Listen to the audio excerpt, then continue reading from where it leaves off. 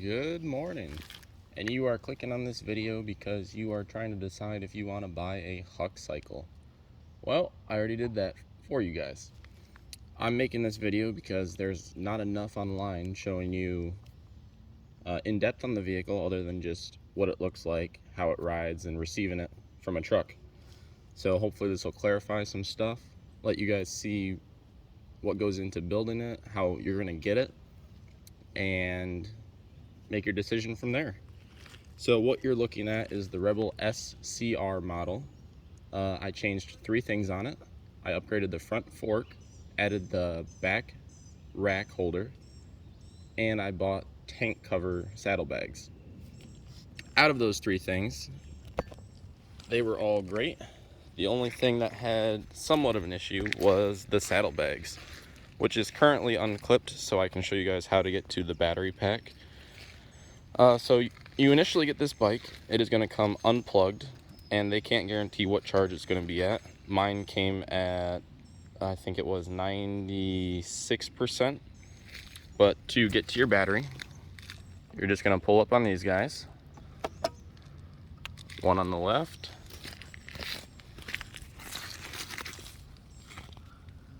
and then the same on the right. Only reason I'm not gonna show you guys what the battery looks like is because I already have the saddlebags zip tied to the frame and I don't feel like cutting those. But more or less, peel the tank backwards and then there'll be connectors towards the back rear. Plug that in and that's it. You're good to go. Put the tank back down and close it back up. So going from the front of the bike to the rear, it does have very thin tires, but it does look really cool. I did plate this in Virginia, and I did plate it as a motorcycle because since I have it unlocked in Gear 3, it does state on the origin title that it is 90 cc's and a motorcycle. So per Virginia, anything over 50 cc's will have to be registered as a motorcycle.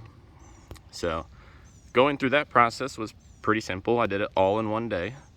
The only thing that was a little hang up was that the lighting was not stamped DOT approved or had a different code, which is supposed to be physically stamped in the lights, not just labeled on the website, which I had to explain to the guy inspecting it. But I contacted Huck Cycles. They said they would send me something, so they were very helpful with that end of it. So just once you buy it, they don't stop helping you.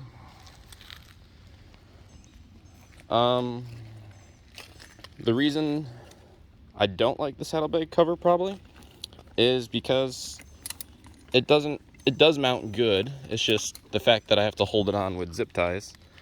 Didn't really want that because on the website under the brown saddlebag I saw what looked like backpack clips that clip these two together, but I didn't get that, so I'm using zip ties. And I think over time with this flapping and moving it will break, because on the left side some of the stitching for one of the main mollies already started to break. But out of the 3 things I upgraded, if the worst is the saddlebag, we're doing pretty good. I will strap that back down later. And it does strap in 3 points, 1 under the belly and 2 over the front. That's why I had to unhook them to show you how to take the tank off. So say you get your bike and it doesn't have enough charge to drive it where you need to go. The way you're going to charge it is 120 outlet to your house or garage, this end to your bike. That will be directly underneath. And I think I have it flipped open. Give it a second to focus. Nope. This little circle, it slide flips. So do not try to open it by pulling down on it. That is where your connector is going to go. And then when you're done, slide it back over. Waterproof. So the bike in its whole is waterproof on that note. The saddlebag cover will get water inside of it, as you can see here. Also, if you're somebody that's like me, you would like to know that your iPhone or Android will fit in here. I have a Android S10, I believe, and it does fit and close in there. And then I throw my wallet on the side, registration on the other side, and don't really have a use for this one yet. It's a very small pocket, so maybe loose stuff can go in there. Okay, back to the basics. So we'll start up here at the ignition. So when you initially go to turn your bike on, you're going to throw the key right in here, obviously ignition. And when you turn it on, it'll show you how many miles the bike has in total. Then the total miles that'll display here will turn into trip miles. So if you want to know how far the bike's gone, in total, 25 miles for me, off of 100% when I initially got it and charged it. So you do the math, I still haven't charged it since its initial 100. And it is currently in P mode, gear 3. Let me move the battery pack out of the way so I can sit.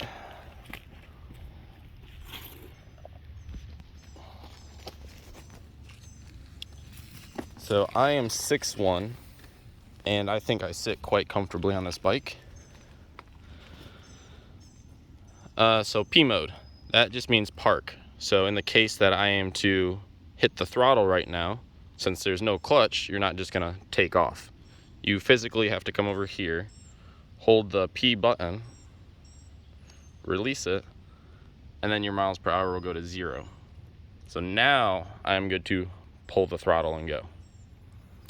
That being said, on your right, that's your gear, what gear you're in, correlating to this button. 1, 2, and 3.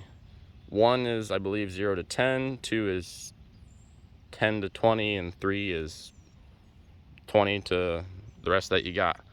I'm probably wrong with the miles per hour. You can reference the website for that. But more or less, that's just going to be gear 1, gear 2, and gear 3. Some cases you might not have gear 3 if you got this as a moped, because you only have gear 1 and 2. But since I have this unlocked as a motorcycle, I have gear 3. Everything else is normal compared to a motorcycle. You have front and rear brakes will be located on the front of the bike handles. You do not have a brake pedal for your brake. So that is a little weird to adjust to. Your feet are going to want to do something, obviously, for brake or for clutch, and there's nothing there. We'll get to the pegs in a second, but they each have their own cylinder for reservoirs as well. Turn signals, high and low beam. Already went over gears, and then lights all the way on, running, off.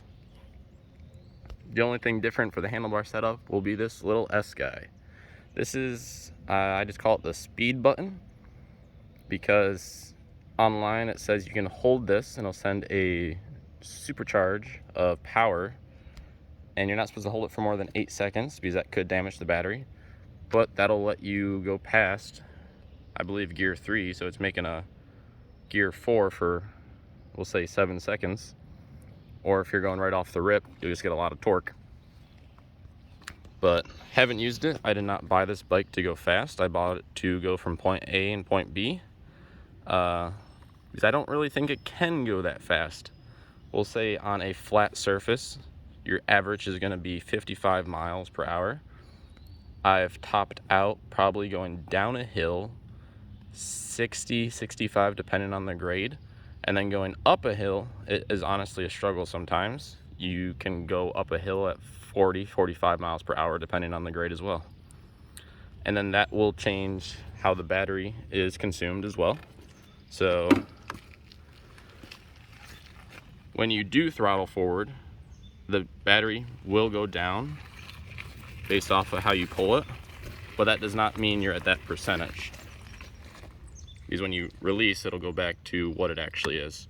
So it just goes down to the least amount of percentage that you have, so you can gauge how far you think you can go. So that took a little getting used to, because I originally pulled it and it lost like 20%, and I was like, what the heck? I thought the battery was just getting really drained really quick, but then you release the throttle and it goes back up. The mirrors are very tiny, but they're there. I just turned my head fully because I'm still paranoid. I'm not going to just use mirrors only. Throw the peg down. The bike in total is very light. I believe it comes in at 120 to 150 pounds, depending on how you have it set up. But it is very weird that there is no weight, no noise, no fluids. I believe that's how they get rid of their weight. And then when I went to the inspector, he looked at the bike and was like, "Where's the engine?" And I was like, "No engine, sir. It's electric." So they had to take a second to figure out how to inspect it, which there really wasn't much. Down here on the pegs, when you get it from the factory, it will come stock in this neutral position. At least for me it did. Say you're more of a crotch rocket rider, you like your feet's behind you, you unbolt this guy with, I believe it's a hex head. Yep, hex head in the back. And you can choose your peg position. So back, feet back, back, feet forward, forward, obviously. The only things I've noticed on this bike is the main cross beam is getting surface corrosion. I've had it outside for 4 days. I'll probably clean that off and just paint that, because I'm not really a fan of rust. And then this washer is getting rust on it, which is good that the washer is getting rust and not the actual components itself. But yet again, I'll clean that and paint that. I don't really have any issues with the bike yet. I have not owned it long enough, other than the saddlebag, which I think I'll figure out a way to put that on better. And if you didn't know, I don't know if it states on the website, the tank is plastic or fiberglass, one of those two. It is not metal.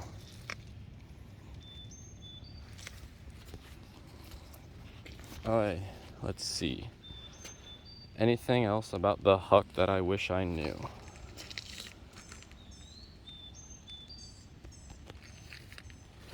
Well, let me see if I can set this up in a position where you can see myself as a 6'1" individual get on this bike. It's gonna be a very low angle because I am using my phone, and I'm honestly just propping it up against the coffee cup I have this morning. Okay, bike is in frame.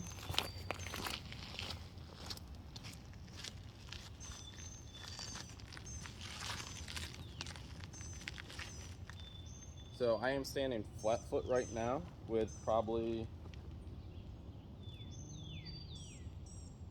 we'll say 2 to 3 inches in between seam. I like to sit a little bit farther back, and then since I do wear cowboy boots, I do hook my pegs on the back heel, and that is my preferred way to ride. I do not know if I'm going to change up the peg position yet. I'll probably play around with that just to see what it feels like, or leave it because I'm lazy. 1 second while I pick the phone back up. I'm sorry that I'm using a phone to make this video, but I've never done a YouTube video. I'm just doing this because I think there's a lack of huck cycle videos.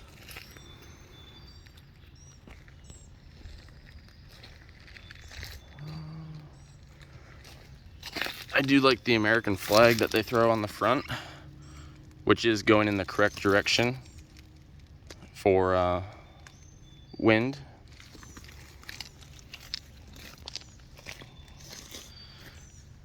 And then I don't know if I'm going to keep these shock covers on.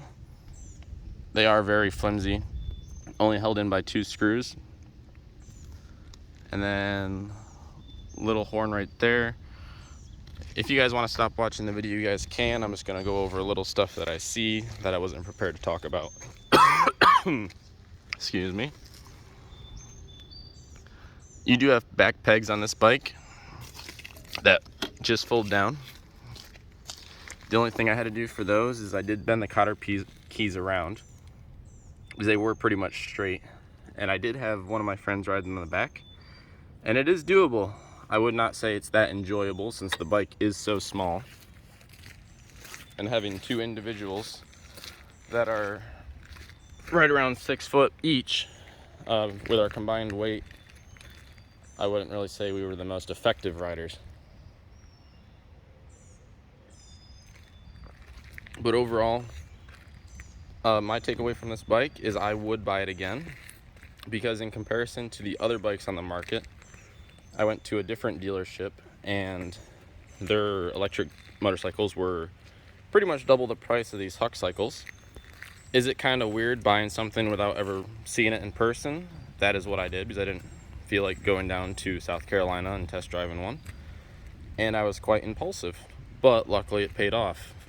It turns out it's not like a wish item, and it's not a little rinky-dink motorcycle. It does work, and it does go on the road, and it does get me where I need to go.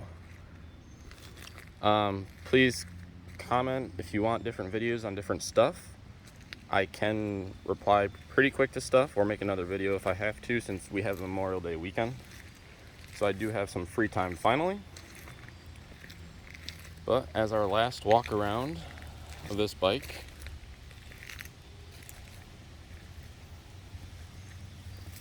as I ride it a little bit longer, I will find stuff I do and don't like, and I'll let you guys know. Or if something breaks, I'll let you know. If not, have a good day and enjoy your Memorial Day weekend. Remember what it's about.